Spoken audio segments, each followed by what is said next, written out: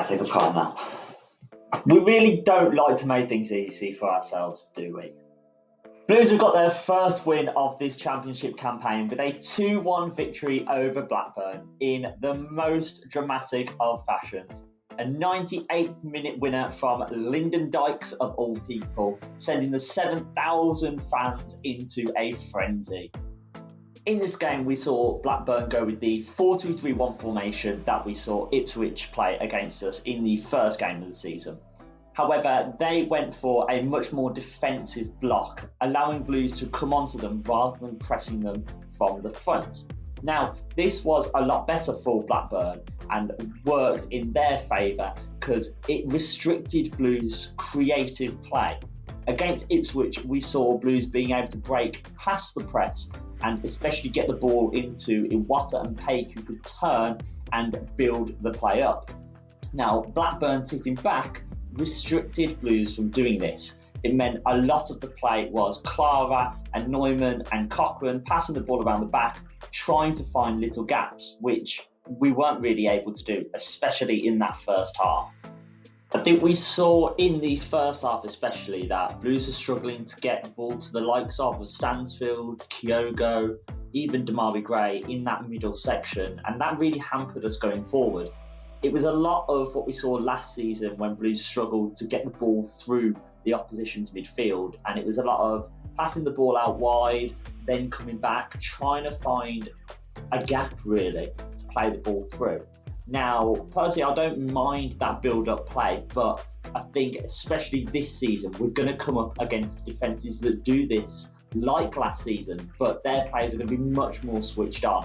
I think we've got to remember that. We're going into the championship, and yes, teams are going to sit back, but they're going to be a lot more resolute. And then when they do get the ball, they're going to be a lot better at this counter-attacking football that we saw Blackburn do, mainly in the first half.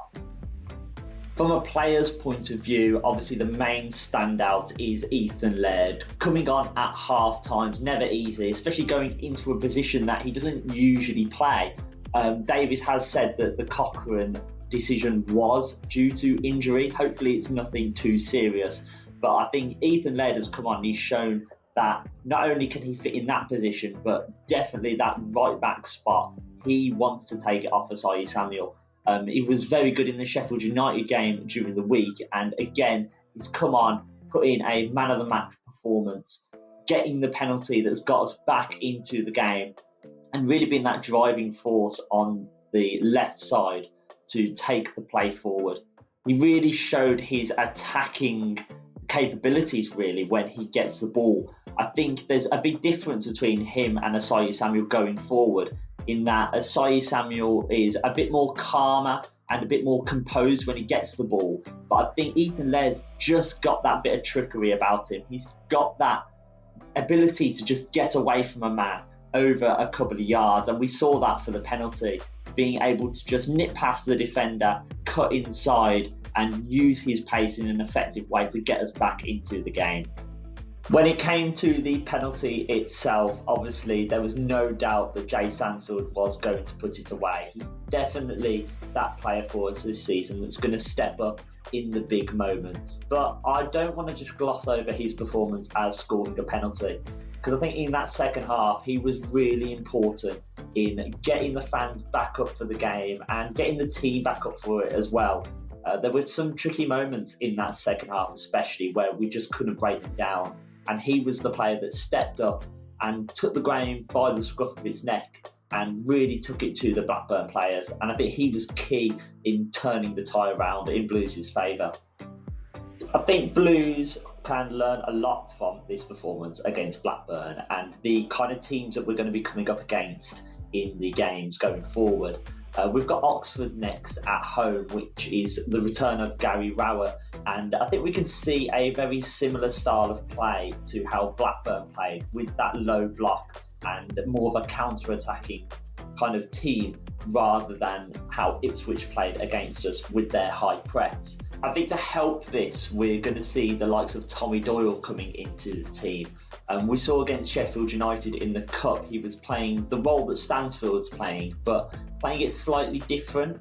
in that he was dropping a lot more deep to receive the ball and almost helping out in the midfield rather than being an attacker. He was kind of the link between the midfield and the attack, which against Blackburn we didn't really seem to have. The ball would go into the likes of Pakin and Iwata and it would just be filtered out wide rather than going through the middle. So I think the introduction of him would be really good to help link up that play.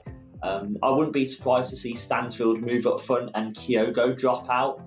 Didn't really see him much against Blackburn. Definitely not as much as we saw against Sheffield United. And I think, especially against these low blocks, someone like a Doyle is going to be much more effective.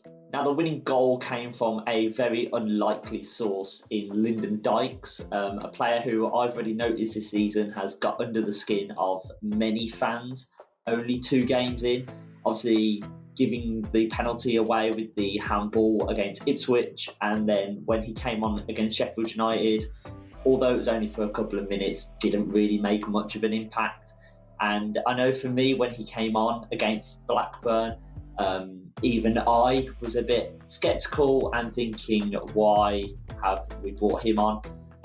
But ultimately, he was there to finish it off, and I'm really happy, to be honest. I think with the goal, it was a really good example of what Lyndon can offer this team going forward. I think we saw for the goal, 98th minute, all those Blues players making those runs, wanting to get the winning goal. And a lot of them just went to the back post, expecting Dimmy to hang the ball up, as we've seen with the likes of Djukovic many a time. But Dykes made that run to the front post, which you don't see many players making normally, especially big target men. You'd expect them to go to the back post. But he made that darting run knowing Dimmy was going to play it low, and he got in front of the defender and was just able to get that little flick. And I think he's just got that footballing intelligence, really, for a striker that is going to be really useful in the Championship going forward. We didn't see it much in League One, but I expect to see it a lot more in the Championship now. As I said though, I am expecting some changes for the Burton Albion game going forward. If there's any changes that you would make to this team, then please make sure to let us know in the comments below, or anything you've noticed that we might have missed so far this season. Make sure to check out our other videos and the vlogs that are on the channel now.